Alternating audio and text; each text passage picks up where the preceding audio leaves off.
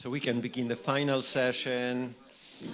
No session is going to be more exciting or better than any other, right? Since each of the sessions that we've had so far was terrific, and this one is going to be terrific, especially because Mimi Gross agreed to be the moderator for the final roundup here.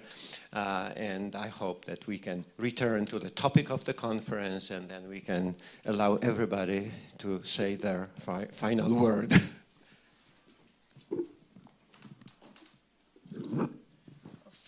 First of all, I'd like to thank our host and hostess and Terra Foundation for having this fantastic conference. It's really, as a non-academic person, I've been overwhelmed, intimidated, humiliated, and absolutely super impressed.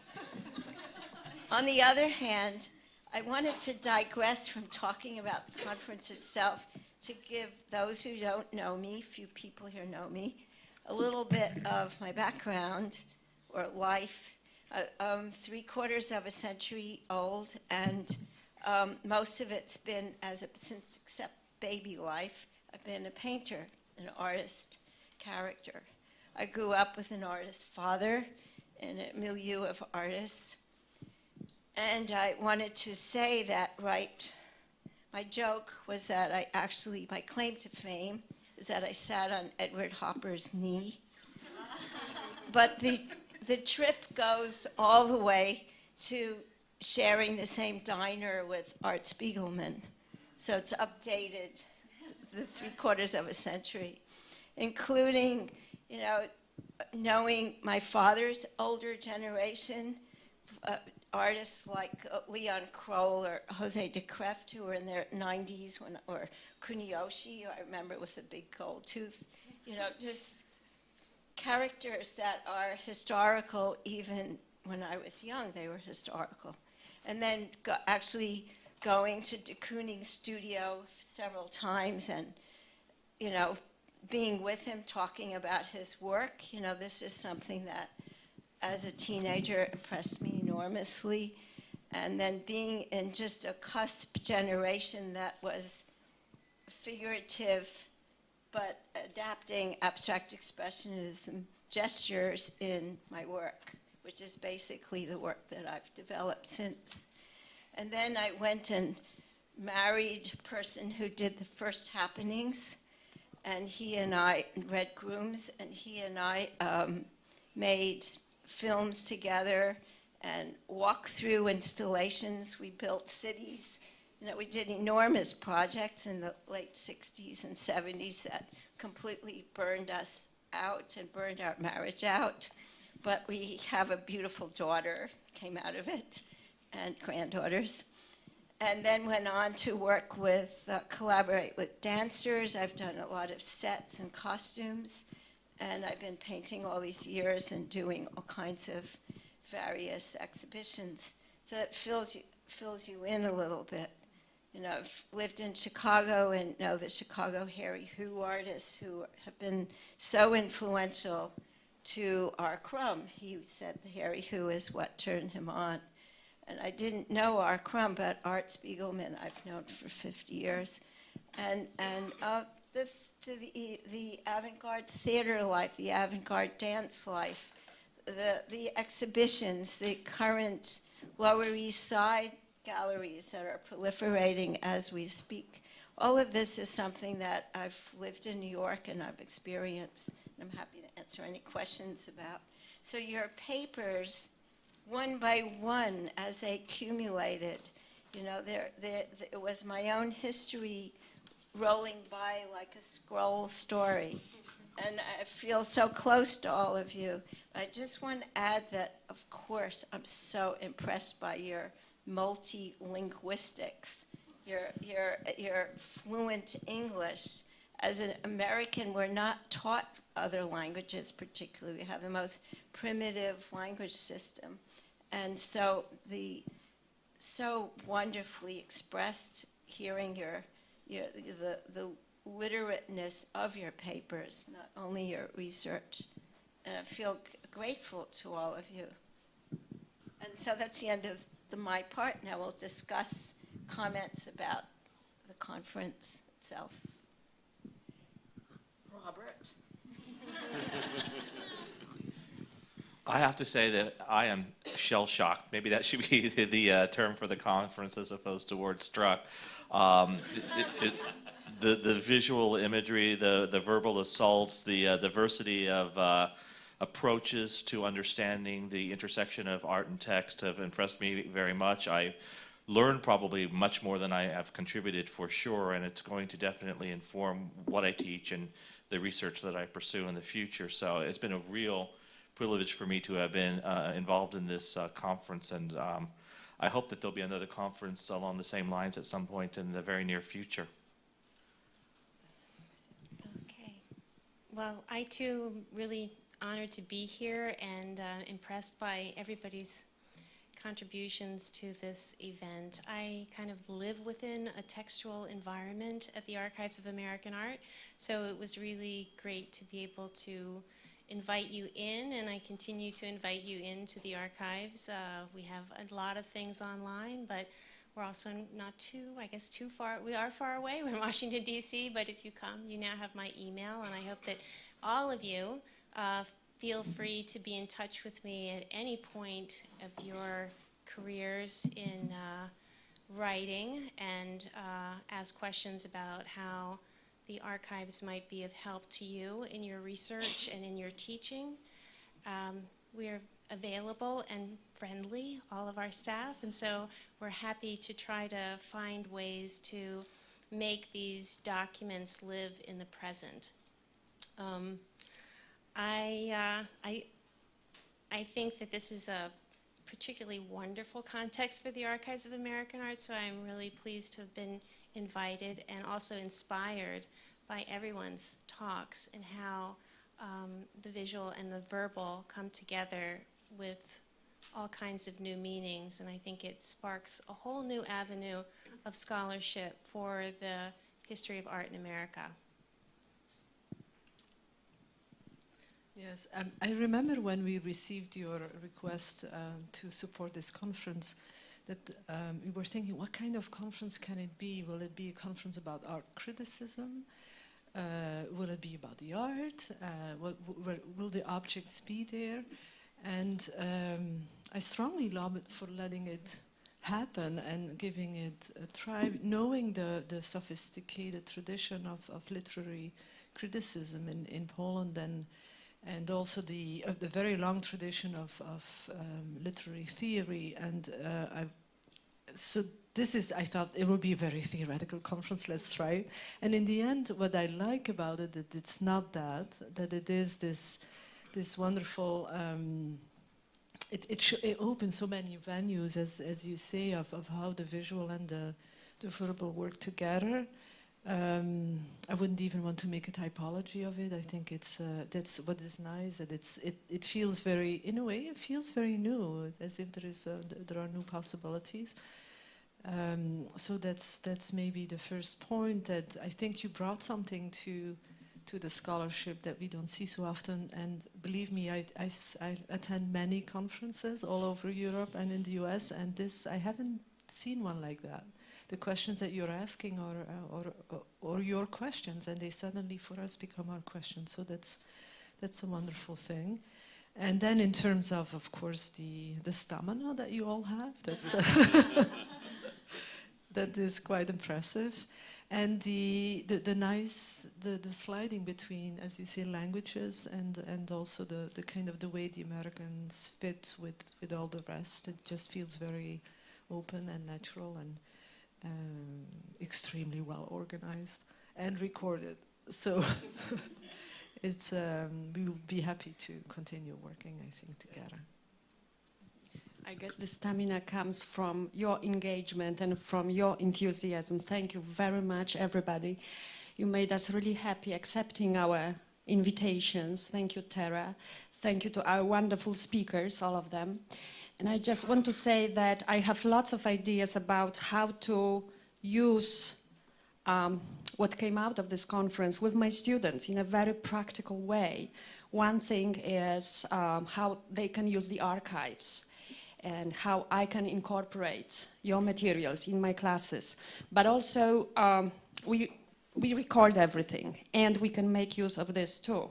I'm sure I will use a lot of speeches here to illustrate certain points, to ask students to listen carefully to all the words that we heard here. So thank you very much.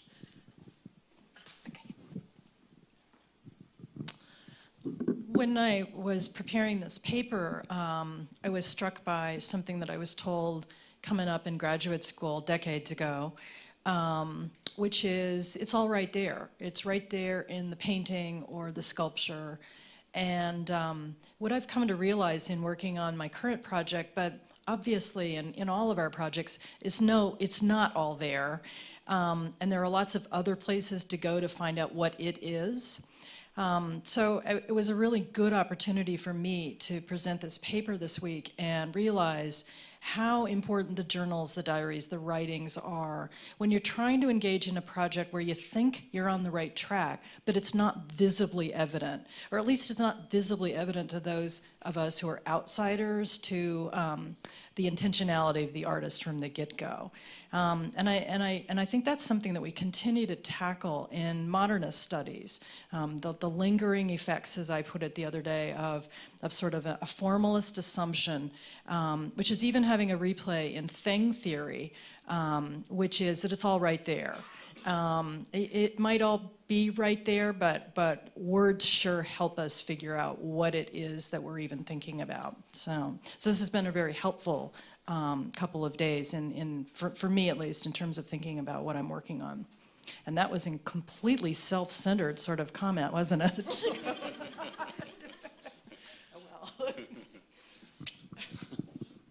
Okay, so I think I can say two things about this conference. And the first is, you know, it's obviously a real privilege to be connected to these scholars who I've admired for so many years and to speak in a program with them. But I can't tell you how exciting it's been to hear from all of you and the quality of the papers that you presented and the engagement with this material, which you've shown. It's been illuminating, and it seems to me the most worthwhile reason to come. But there's another reason too. I think we're all lucky to be here, and that's at least for those of us who've traveled across an ocean to be here.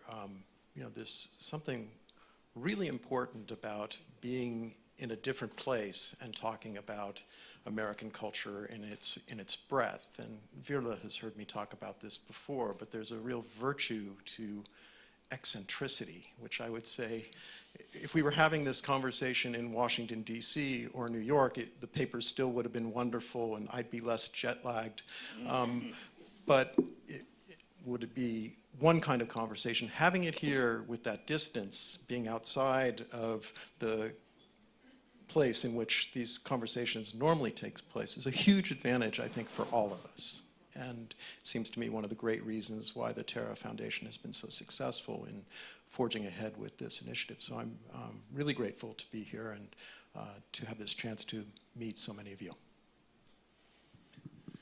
Yes, this has been a really wonderful few days, and I've learned such a lot from it. As someone who remains rather defensively and even defiantly an art historian, without embarrassment, I still find it enormously stimulating to be confronted by what people are doing in other disciplinary areas. And I can't imagine art history maintaining a healthy state without that kind of confrontation. I also want to pick up on something that Mimi said, which is that art history at one time was seen to be a rather elitist subject because it demanded a knowledge of foreign languages. Unfortunately, that requirement has diminished in many places, but being at an event like this reminds us of how much we lose when we don't know other languages, and what an important part of any humanities education it is to have some kind of awareness of how other people think in other cultures in ways which language partly determines. That's the limit of what I've got to say. I have one more, please. since I'm here at the table as well, let me just say one thing. This is not the first conference that I am organizing, and I like doing these things because these are always challenges. The thing about all the things that we do as academics, and I myself have been doing it for decades now, is simply that I do what I do because I'm curious. I want to find out, I want to learn. And then after years of teaching literature, American history, I began to investigate art because I simply became interested in all the things that, whether they are there or not there, I'm curious to find out. And so I like to ask the why question in order to find out why this, why that. But then I'm always reminded of an anecdote that John Cage recorded in one of his books. Namely, it's an anecdote about his collaborator, pianist David Tudor, who was also a teacher. And in an anecdote, a student comes to David Tudor and asks a question, like, Mr. Tudor, I would like to ask something that you can answer. And he looks at the student, and the student says, well, if you don't know, why do you ask? So we are driven by that curiosity, right? But in order to ask the question, why, we need to know things. And I think that all the papers presented here are just about that. We came to this conference to find out, but we brought something to the conference already. If we were just curious but didn't know anything, nothing would come out. And our collective experience, collective knowledge produces generates new qualities and new knowledge, basically. I think we will leave this conference wiser, right? At least some, but perhaps many of our why questions have been answered, hopefully. And there will be more why questions that we will continue to ask. Now, but we have, unfortunately, we couldn't all sit here, but we have the other half of our round table, and we want the other half, the important half on that side, to also, Edyta, please, no. We only have one microphone that we can use for the audience because they had to set the microphones right, so. Thank you. It seems to me that sometimes the academy is not the friendliest place on earth, and that the academy is often filled with strong opinions and sometimes many times even larger egos. And one of the things that I've most appreciated about this time here is the exceptional collegiality that has existed. I've been at conferences where presenters have left in tears, where people who ask questions have relished in discomfort. And this has been a marvelous experience of watching scholars from different generations interact in a really meaningful and productive way. And from someone who's sort of in the middle of the continuum, I'm very, very thankful for that. Those of you on this side of the stage, I think, have provided remarkable models of what it means to be a gracious colleague to people who are maybe a few years behind you. And it's given me something to aspire to, and for that I'm also very thankful. So when I leave here, I'm sad to go because I feel like there are conversations that I haven't yet finished with many of you on both sides of this room, and I hope to continue those at some later date. So thank you very much. What if you pass the microphone down and everyone make a comment, even a brief one?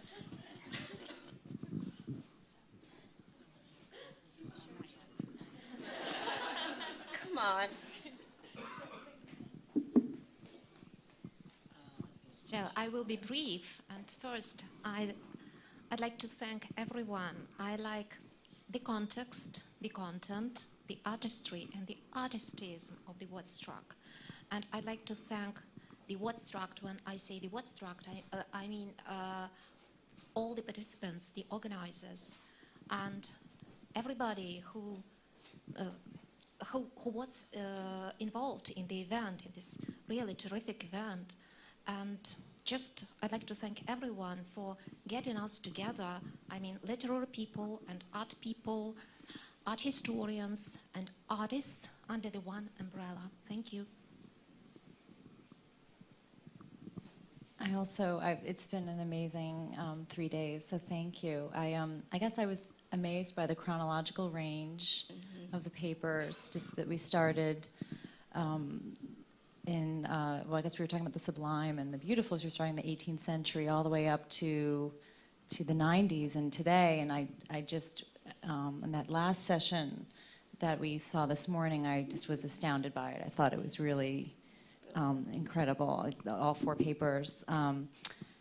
I came here thinking a lot about networks and how to write an art history of a network of artists, because Chaim Gross was very much kind of a connector figure among people, among artists, some bigger names, some lesser known, and there's a place for these connector artists. They're very important to the archive because they bring those connections to the archive, and so that's why his archive is so astounding. But it's hard to write, a linear history of a network. And so how do you have that feeling of a network where not one person sort of rises to the top, but it's all kind of spread out in relationships. And I feel like I really learned a lot from the papers here about the paper on the gift. Is she here? Oh, she's not here. Okay. About exchange, the exchange of the gift between people, and just sort of the relationships between things and between people and between word and image. And I don't know exactly specifically. I have to think about it and bring it all back with me. But I think it was also the relationships of languages here. What we were talking about, how there were so many different languages being spoken, that it really has given me such inspiration that I think this is an idea that I can now go with. And so I just thank you all for that. Thank you.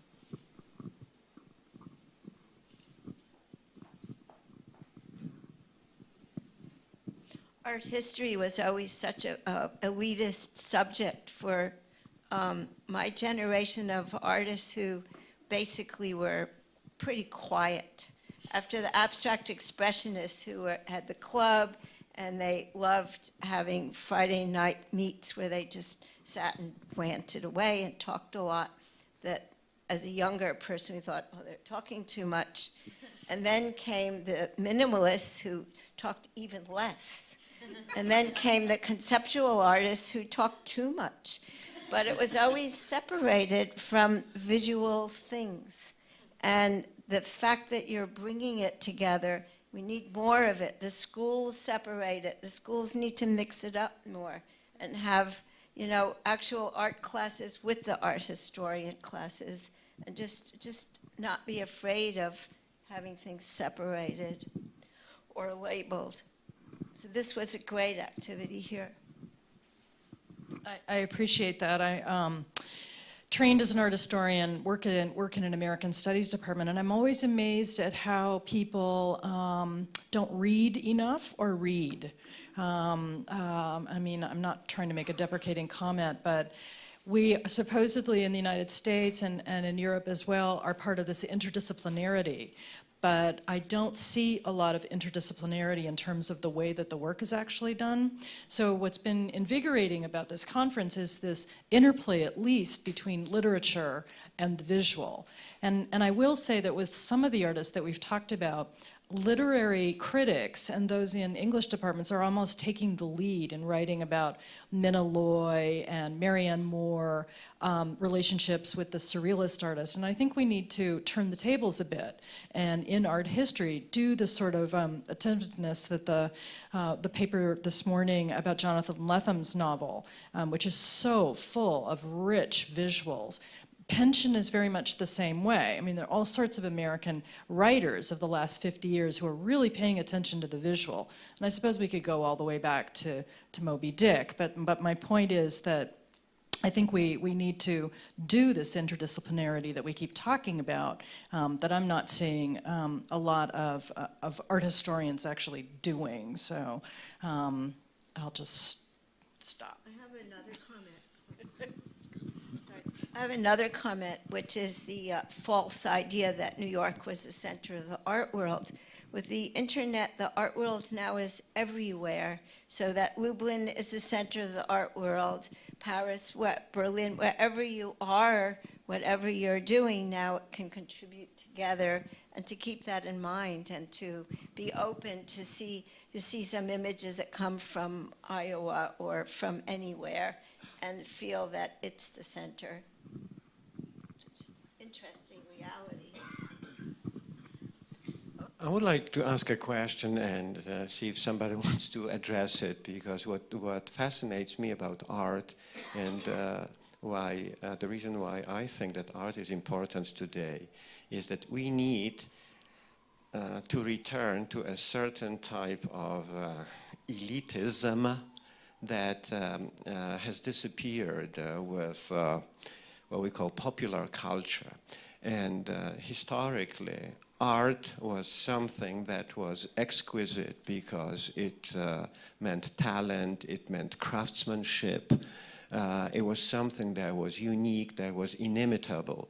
And of course, in the present context, these qualities, for a lot of people, artists and audiences, are no longer relevant. We question and reject them. Personally, I would like some of them to come back, and I know this is not a popular stance, and a lot of people will disagree with me, as they do, and I like that, because I don't like people to agree with me. I like to disagree with people. But Erika, am I completely wrong? No, of course not. I mean, we live in truly vulgar and banal times. But it's not because of popular culture, it's because of the kind of popular culture. It's not as creative, imaginative, cutting edge, avant-garde, or conflicted as it should be. No, I don't disagree with you at all. I mean, we went to hear a Arvo Part and John Cage concert last night, and it was fabulous, and there weren't very many people there. We're there. So much for that dream.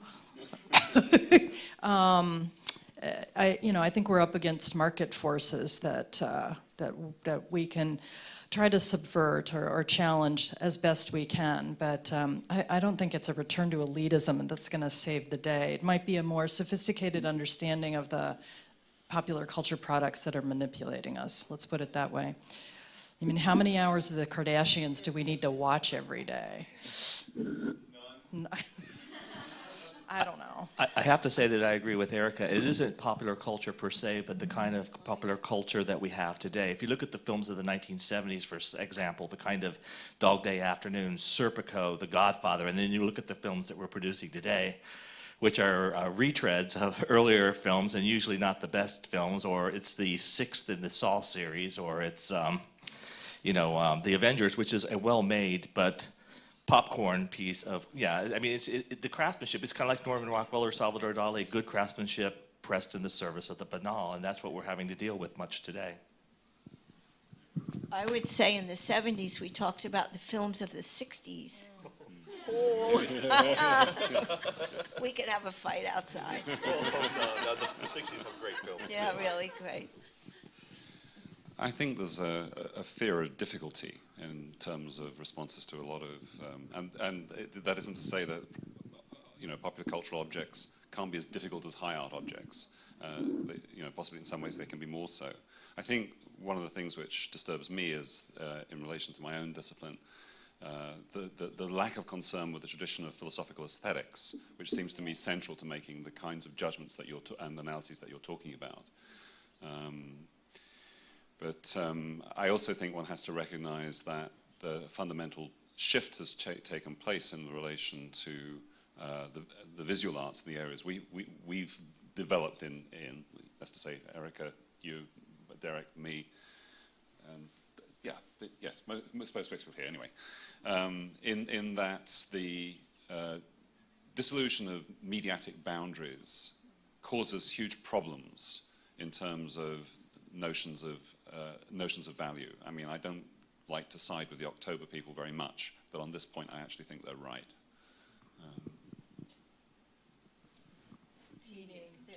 Meaning we overdetermine the significance of certain things over others, or certain things just aren't worth their weight in gold. No, I mean that without a notion of limits in aesthetic practice and artistic practice, it's very hard to make any judgments of how far something succeeds as an art object, you know, within the art concern. This is very true as a professor with graduate painting students.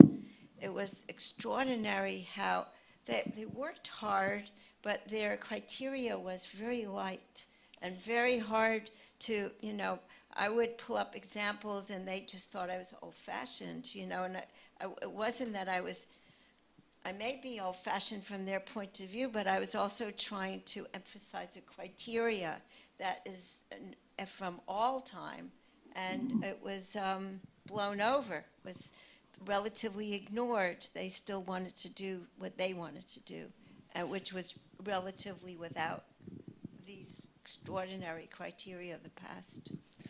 I would like to speak for the young generation. I don't think, I think we don't know, we don't expose ourselves. We are too old to go out and see it. We don't know the venues. More and more I feel the energy comes from the younger people. And so I wouldn't say today is without values or criteria. I just think that it's difficult to see it when you're in it, and we need some historical distance. Maybe I think we will see in 5 years more easily the energy that's here today. And well, I'm prepared to accept that I'm in the springtime of my senilitude, to borrow from and I'm in the middle time of my senility. But you know, there is a widespread perception that you know, the world system is undergoing a period of prolonged crises, and that fundamental things are changing, and that doesn't necessarily mean things are going to go upwards. You know, we could be in a process of secular decline, dismal as a prospect that is, but it might be one that we ought to confront. And that doesn't mean that there aren't wonderful things being done by younger people. no, but maybe it's also, maybe it has something to do with where centers are, and maybe we are not. I mean, it's. We focus on the old centers, and something is shifting in the world, and let's embrace it. It doesn't always have to. Yeah. Well, I mean, you can also see that very contemporary art, where I'm complaining about the criteria, also has to do with the way the world has its own disintegration, and that it's being portrayed in the contemporary art. You can look at it that way, but that's really rationalizing it, I think. I think my answer to Veerle would be, you know, to quote from Brecht, not the good old days, but the bad new ones. But then you have to accept that the new ones are bad to, you know, to have an adequate response to them. You think we have bad days? I do. I can't speak for everyone else. Not here, not this week. No, not this week. No, but we're extremely privileged people. Yeah, that's for sure. Globally speaking. Yep.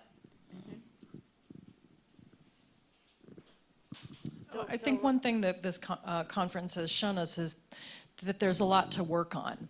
There's a lot of material out there. There are a lot of artists, and there are a lot of really interesting resources, like the Archives of American Art. But for me personally, the project is about asking the right questions.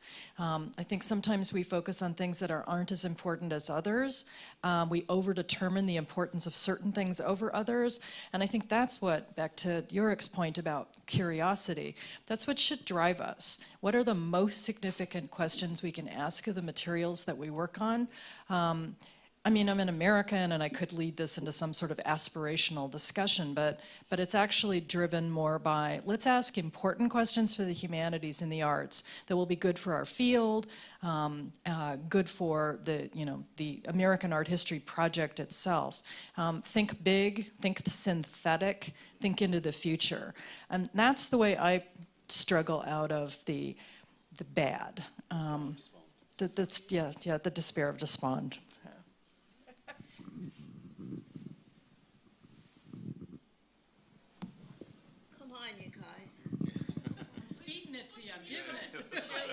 Surely have comments. It's not working. Hello. Is this working? As moderator to speak up. Can I say something? Because I grabbed the mic, so I feel like I should say something. Like, I disagree with all the talk about how bad the new days are. You know, it's like your example of Hollywood. So what that their movies suck, right? All the talent goes to TV, you know, and suddenly everything is right with the world, you know. So it's probably the same with art.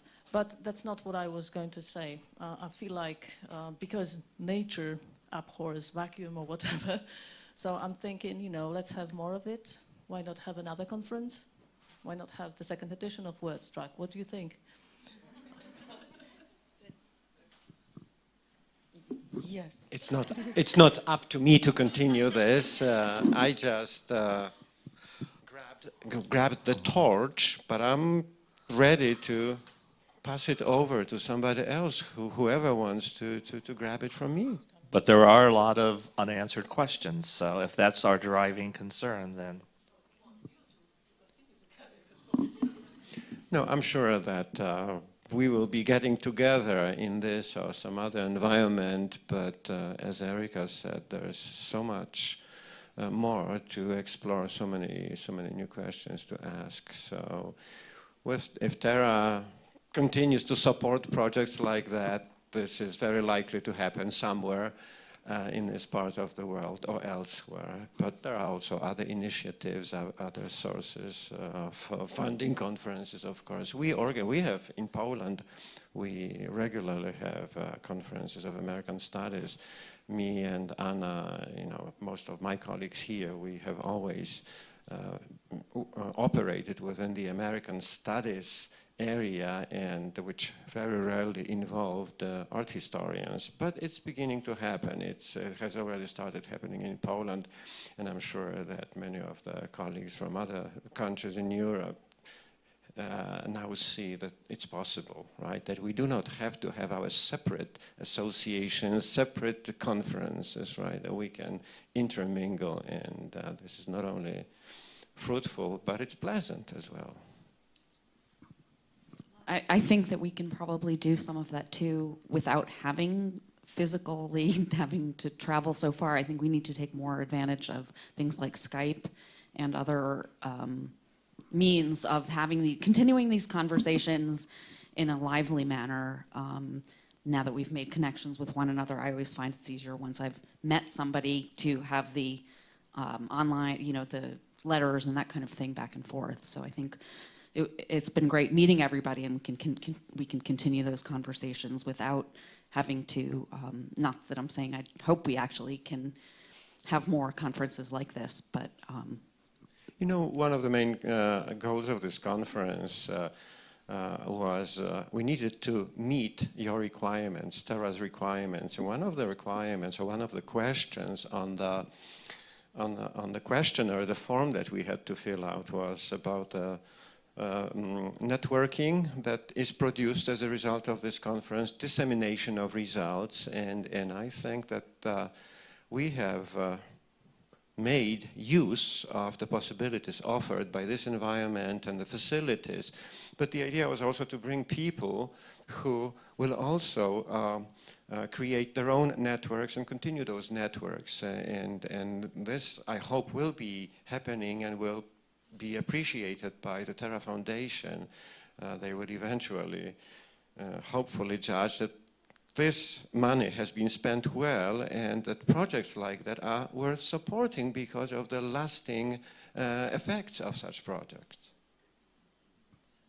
I feel obliged to speak. We've never had a conference that was so well recorded and diffused, and so I think you really, our requirements are not so high in that sense, but it's the fact that there is material that other people can look at, will be able to watch maybe or hear. That's our main concern. It's not that we want to control or supervise, definitely not. It's just that it's the idea that since there are so many events that we hope happen, the fact that we know there is a growing community and that other people can access them. So we didn't order the television crew. No, I didn't mean that, but we simply had the facilities here, and we decided that since they are here, let's use them to the best effect possible. And I think I know this is pretty unusual to have a conference recorded just like that, but we'll be proud to disseminate that. I want you to keep returning to our web page. We will place the documents of this conference on the web. They will be available and usable by everybody. This is that thing that will continue. The conference ends today, but we leave traces in the internet and elsewhere. And the bonus is going to be an online exhibition of Mimi's drawings.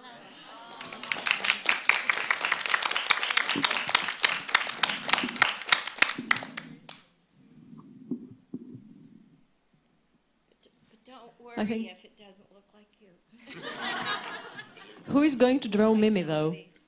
Who's going to make Mimi's drawing? But, apart from that, I think that for me, what we're talking about, apart from our pleasure and honor, to have been here, is in a sense, the fate and the nature of the humanities. And although, I'm a product of this sort of, fuzzy, interdisciplinary, trendy, PhD writing, I share Andrew Hemingway's concern about, the disciplines. And, the same goes for literary studies, because, literary criticism is like, the blacksmithing, it looks at the museum, is like a dying art. So, and to add to what Brian said about conferences, I had an ambivalence, not only because people relish in others' discomfort, but also because, many times I found myself struck by how compartmentalized, knowledge is. So for me, it's the connection between, research and, criticism, and, in Said's terms, with an element of humanism, with an element of, a democratic kind of, criticism. One can take it as we wish. So I think that's, for me, the matter of concern. What kind of people do we train? And, I hate the word train. Education and culture is a much better word. So, this is, in essence, what it can be a work of art. It can be a work of literature. But the question is, as you say, what value we attach to it, but maybe not in the sort of dubious and contested kind of, value judgment as such, but its critical value and, its critical potential and the type of openings and readings and sharpening of one's own curiosity, knowledge, and, culture in the old-fashioned sense. That's what I feel.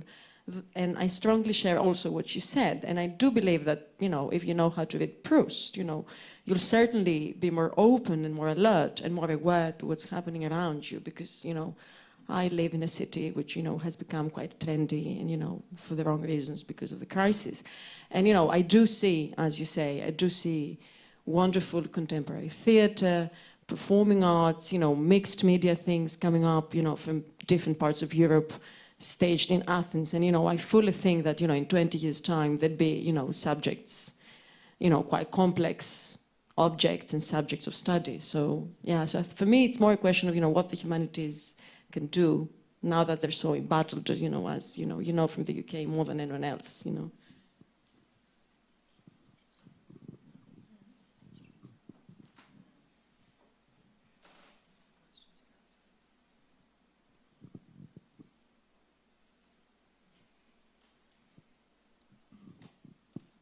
I guess we haven't exhausted the topic of the conference, but let's not do it. We are just exhausted. Yeah. So, well, finally, I want to once again say that this conference was my idea, but no, that's not what I mean. The idea was mine, but it was just an idea. I mean, ideas do not make conferences. This conference happened because of Robert, Edyta, and I have to mention Eva Bobrowska. She was there even before Edyta and Robert, right? When we first met in Krakow, when Terra organized its first exhibition in Poland, then we started talking about that. Eva said that, well, you think that took us about 10 years, but we don't like to rush things. we like to work on them slowly to get the best product in the end, and that's what I think we did. So I want to thank Eva and my team here, Robert and Edyta, but I need to thank Verle for her support of our final application, and I want to thank all the keynote speakers and Mimi and all the people who responded to our call for papers.